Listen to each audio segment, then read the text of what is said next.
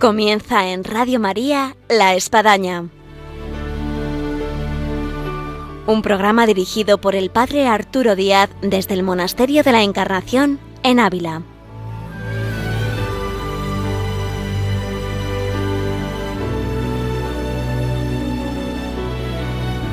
Hola, buenos días. Les habla el Padre Arturo Díaz. Bienvenidos a La Espadaña.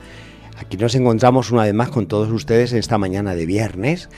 Y nuestro programa va a hablar del Papa Francisco, así que es para poner sintonía, corazón y alma, porque tenemos con nosotros a dos sacerdotes argentinos que han conocido al Papa Francisco cuando era obispo, cardenal Bergoglio, allá en Buenos Aires. Así que pues vamos a descubrir toda esa faceta tan interesante. Bienvenidos a nuestro programa de La Espadaña.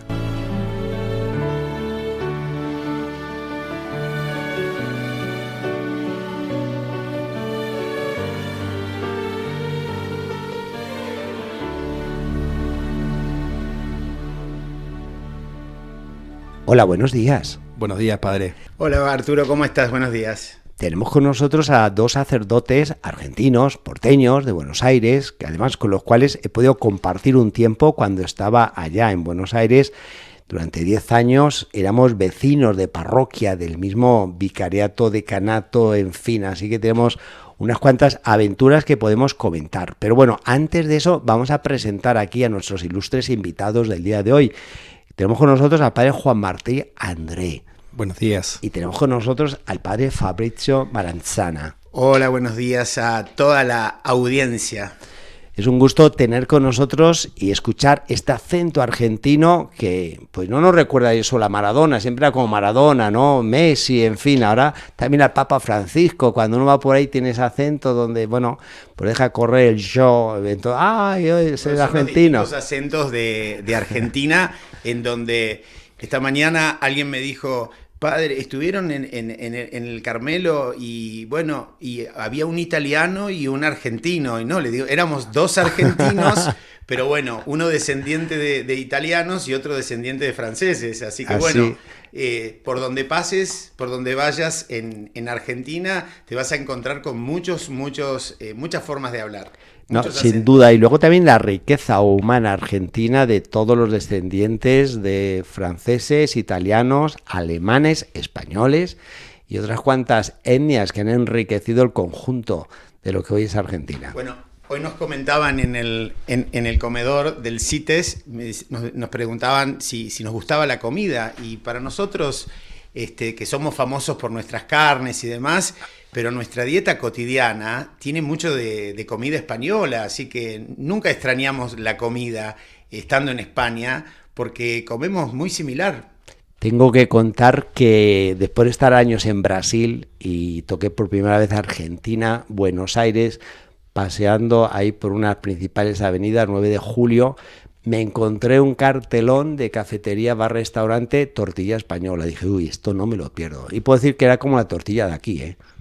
Y a una cuadra de ese lugar está el jamón, el Museo del Jamón. Exacto, a una cuadra exacto. Donde vos te encontraste. Es que el problema es que era viernes, entonces no pude entrar. Claro. Oye, pero vamos a presentar un poco a nuestros oyentes quién es el padre Juan Martín, quién es el padre Fabrizio, qué es lo que hacen allá por esos mundos argentinos. Bien, el padre Juan Martín, ordenado hace un poquito más de 10 años por aquel entonces Monseñor Bergoglio. Ahora actualmente el párroco de Presentación del Señor en el barrio de Saavedra, que queda en las periferias, en las afueras casi de Buenos Aires. Sí. Muy cerca de la General Paz. Y bueno, muy contento de poder compartir esta mañana con todos ustedes. Y bueno, lo dejo. Oye, ¿y qué se puede sentir? Porque yo he visto tu foto de WhatsApp y donde sales siendo impuestas las manos por el entonces obispo cardenal Bergoglio. Para nosotros inimaginable en ese momento, pero luego de un año, que fue mi primer año de vicario, fue esta noticia, ¿no? Que fue realmente sorprendente, que en Argentina se vivió como una especie de triunfo de fútbol al comienzo. Una Copa del Mundo y algo más. Luego de la expectativa que se había generado en el cónclave, era como que ganó Argentina. Y bueno, no es que ganó Argentina, pero bueno, somos así un poco los argentinos y se vivió así sobre todo en los comienzos. Ya.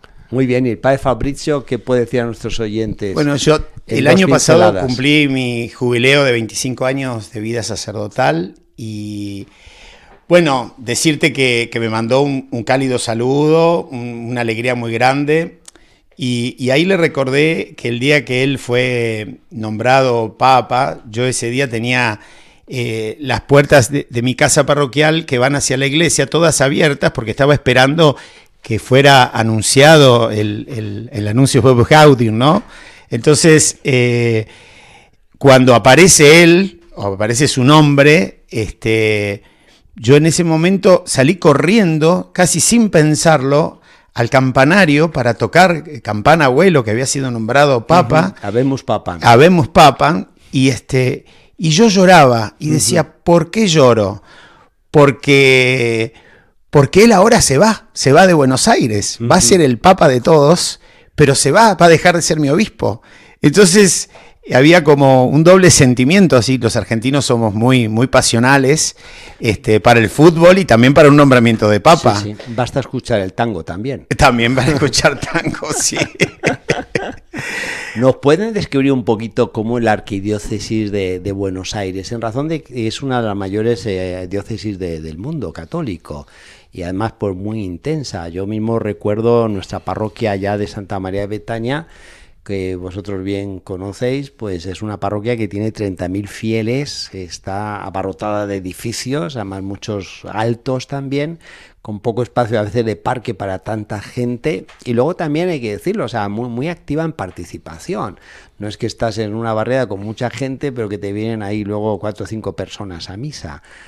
Para nuestros oyentes, ¿cómo podemos dar un poco la descripción de lo que es esta gran arquidiócesis de la cual procede el Papa Francisco? Realmente, como un poco como vos lo describís, es una diócesis muy compleja, muy grande.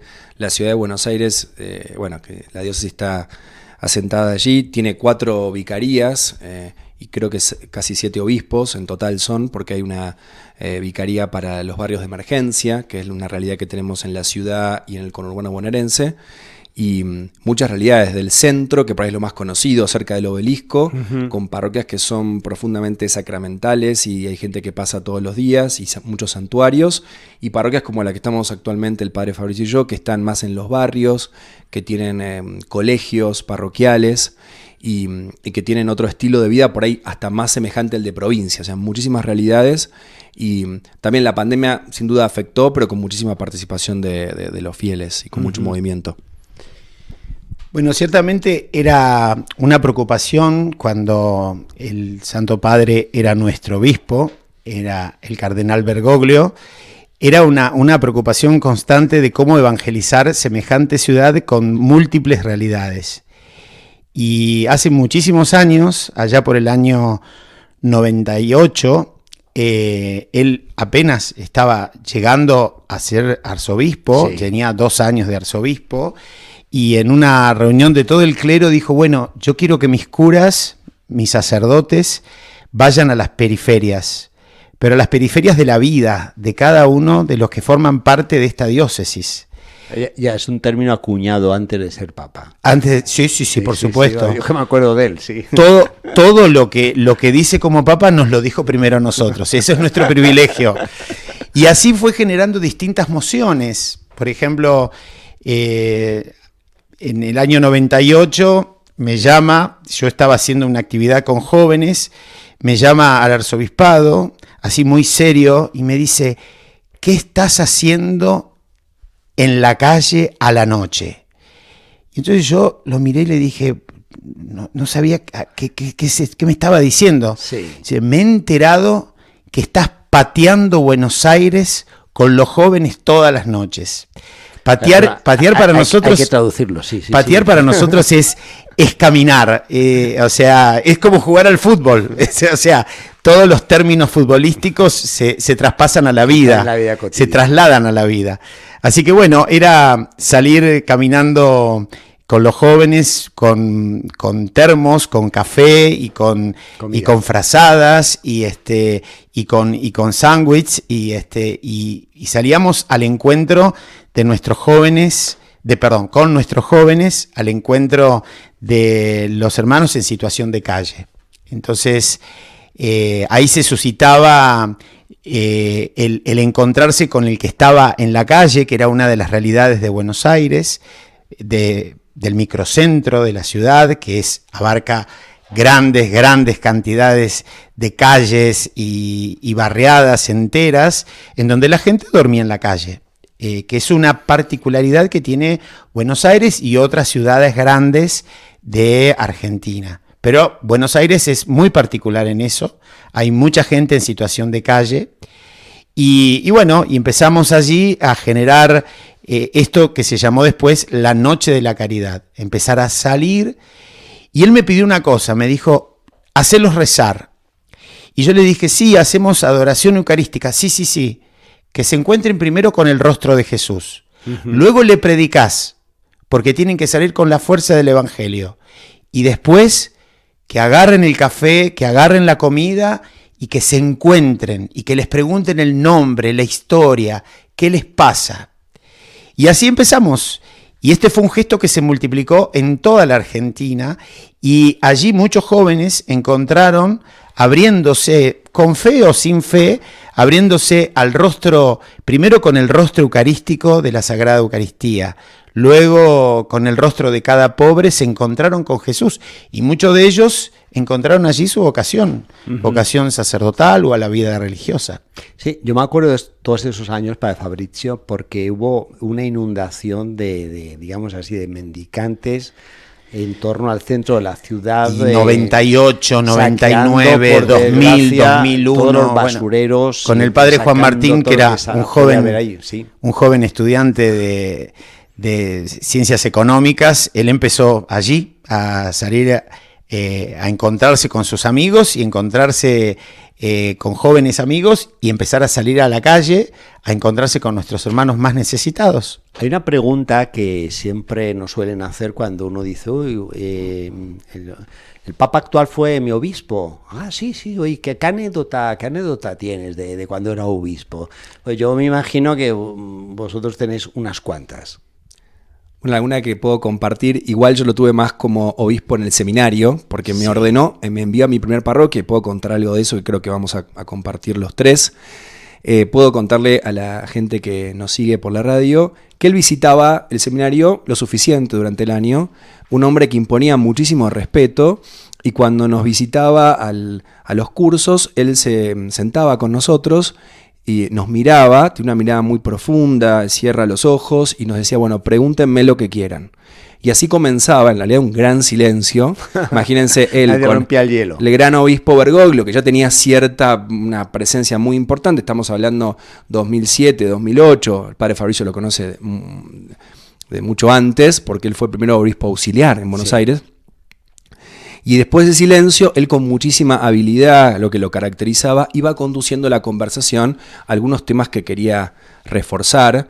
Y ese estilo que tenía en el seminario, después yo lo veía replicado en las misas crismales, que él lograba captar. Vos preguntabas una diócesis muy grande, yo no tengo el número, pero hay más de 600 sacerdotes, tal vez contando religiosos y de movimientos. Y él lograba que en las homilías, generando, creo que el término adecuado serían neologismos, tenía esa capacidad de generar nuevas palabras. Por ejemplo, quiero que sean ungidores, misericordiar. Son palabras que brotaron en distintas misas crismales donde él le hablaba a su clero especialmente.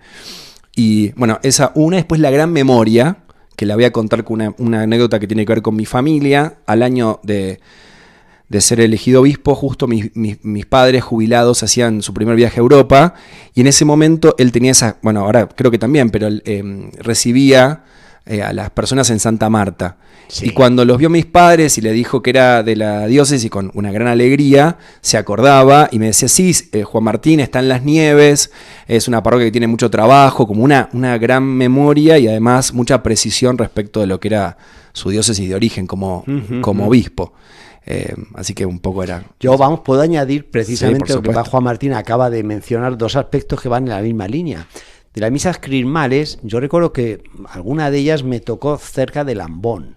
Y llegaba el obispo Bergoglio, ponía ahí sus folios, que podían ser 2 o 3, Y yo me daba cuenta que según iba entreleyendo, llegaba un momento en que, vamos, los folios ni los miraba. Y siento que como papa le ha pasado esto muchas veces, que vino a tener un discurso hecho y al final es que, bueno, el discurso quedó ahí y él me dijo, mira, ahí está el discurso que yo os he querido decir otra cosa. Es decir, uno percibía cómo es un hombre que se mete en el ambiente, se ve también lógicamente llevado del Espíritu Santo y a lo mejor te plantea otro tipo de homilía o de discurso de lo que había escrito o de lo que llevaba escrito, ¿no? Y la segunda anécdota de memoria a mí me impresionó porque después de estar 10 años en parroquia ahí en Santa María de Betania, en Buenos Aires, yo hacía pues 15 años que ya había viajado a Buenos Aires y nos reencontramos en Jerusalén, él ya como papa, y me vio allá y me dijo, che, ¿qué haces aquí? No estás en Betania, ¿no? Y fui, oye, pues ¿cómo puedo, en un mundo que es como Jerusalén y 15 años de distancia, cómo uno le puede llegar a todavía visualizar, a reconocer y a ubicar donde uno estaba, ¿no? En este sentido, vamos, impresionante. Yo una cuestión que quería que contaseis aquí a los oyentes, ha estado hablando de las palabras que el Papa ha acuñado, ha hecho suyas, balconear. Sabés que tiene que ver con Teresa, mirá vos, qué casualidad, porque veníamos charlando y le digo, le voy a contar la anécdota de dónde sacó balconear. Yo tengo un amigo sacerdote que fue durante 8 años monje benedictino, que se llama Eusebio, el padre Eusebio Hernández. El padre Eusebio Hernández es actualmente párroco de Caacupé y hace un gran trabajo con toda la comunidad venezolana en Argentina, en Buenos Aires. Así que, y una vez estando en el seminario, después de haber salido del monasterio, estábamos en la casa de vacaciones del seminario, en La Montonera, y él estaba en una charla compartiendo unos mates con nosotros, y de repente le cuenta qué era eso de Teresa de Jesús, cuando hablaba de los balcones, y lo que era un alma balconera. Uh-huh. Y eso nos recordó un poco a los del interior, porque él, como nos conocía a todos, decía, a vos allá en tu pueblo, yo nací en un pueblo de la provincia de Santa Fe, ¿cómo hace la gente cuando hace mucho calor? Y sale a la vereda, uh-huh. Veredeamos. Uh-huh. Entonces dice, bueno, ahí tenés almas balconeras, como decía Teresa. Y bueno, y él ahí nos confiesa que había leído mucho de Santa Teresa y que se había olvidado de ese detalle, de almas balconeras.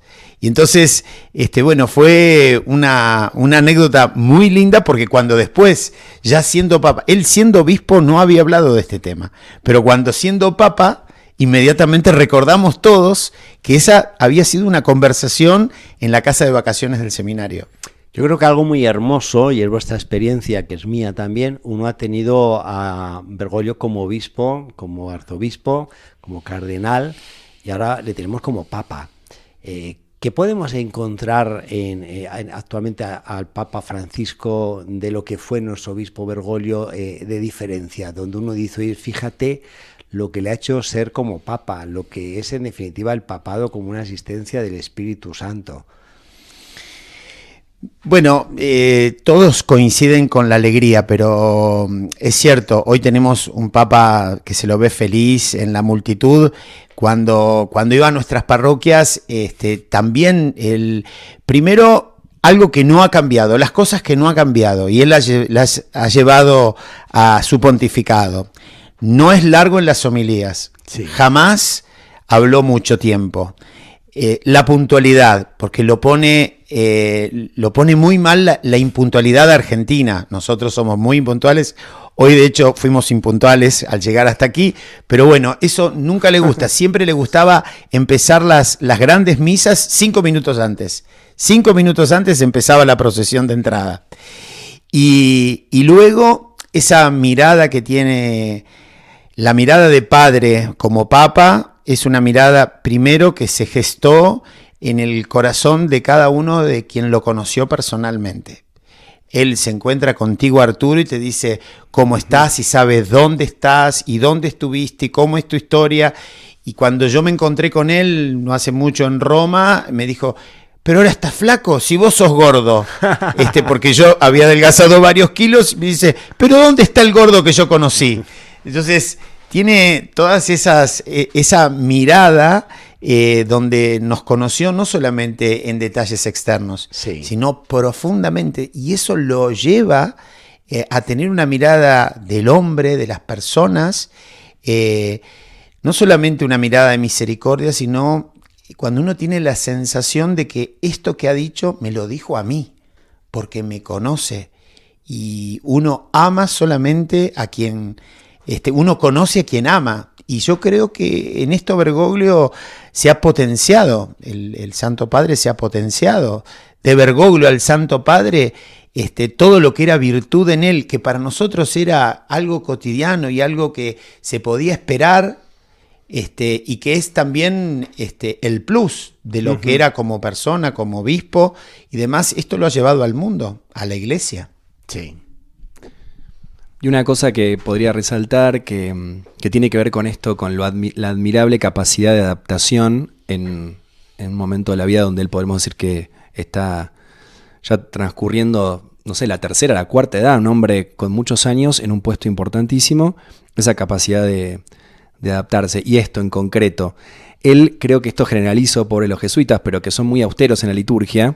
Él, cuando le tocaba presidir las ordenaciones, que en nuestra época hubo ordenaciones de 17 diáconos o más, había que llamarlo a él, los que nos tocaba por ahí ser maestros, y él decía dos cosas: que ruede y no hagan introducción a la forma, que se ve que había quedado en el momento de la imposición de manos y la oración consecratoria, debe introducirla.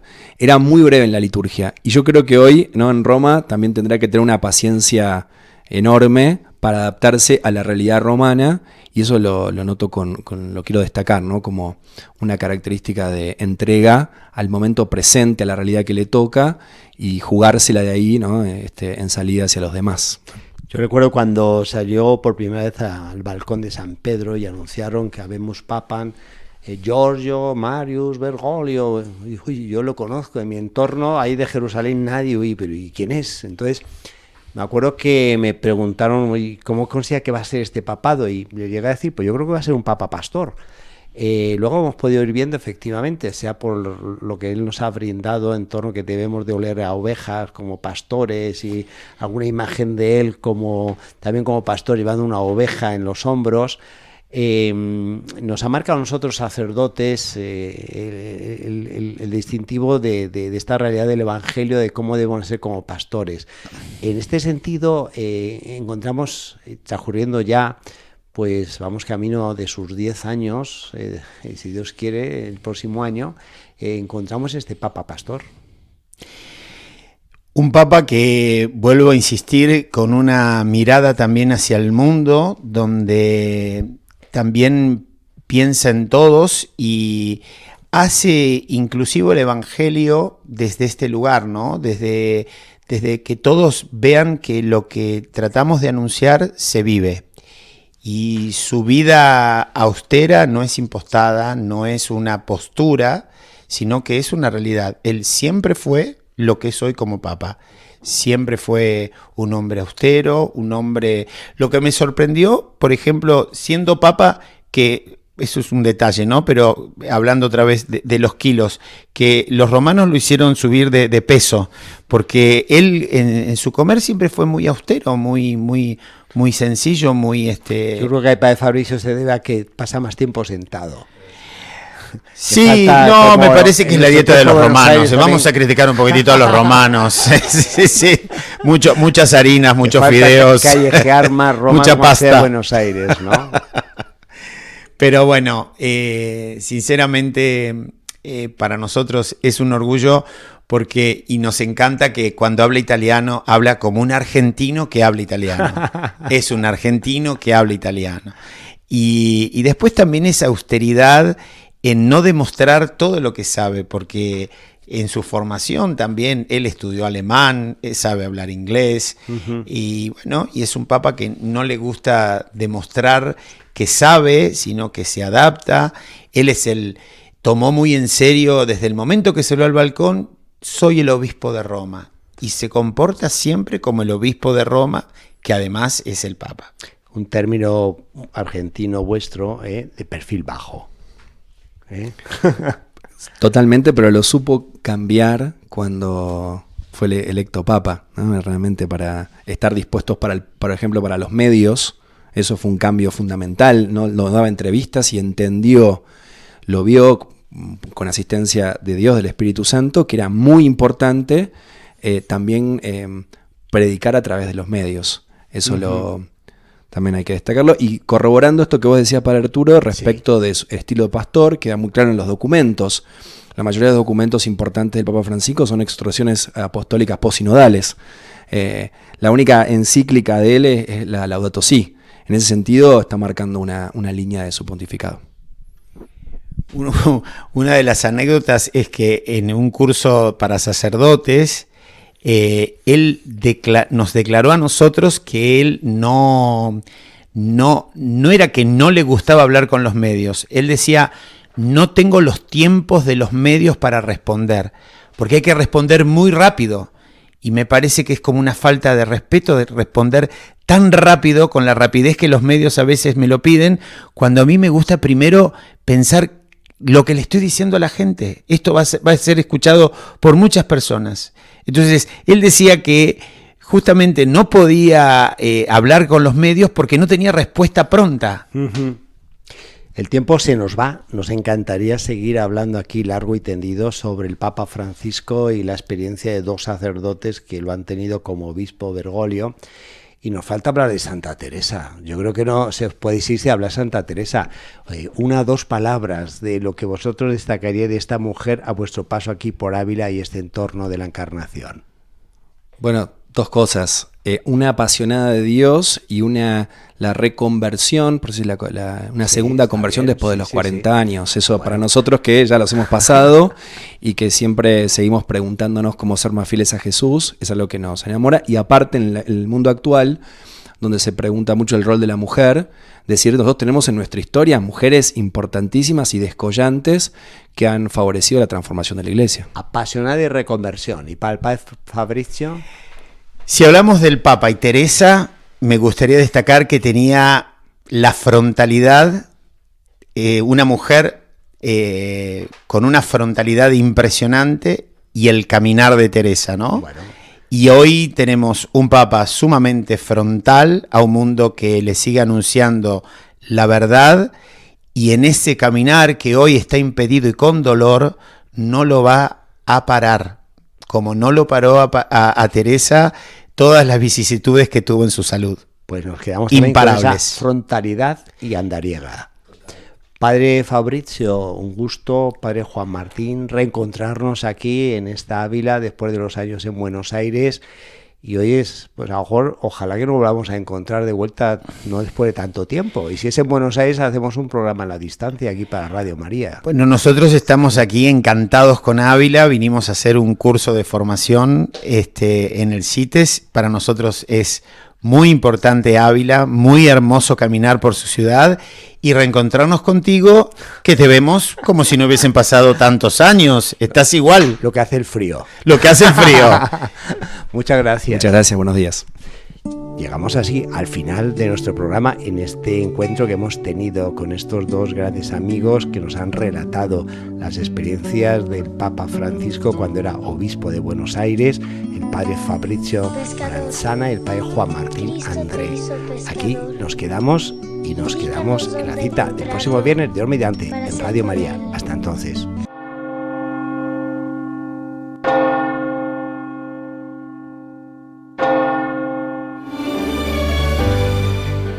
Han escuchado en Radio María La Espadaña, un programa que dirige el padre Arturo Díaz desde el Monasterio de la Encarnación en Ávila.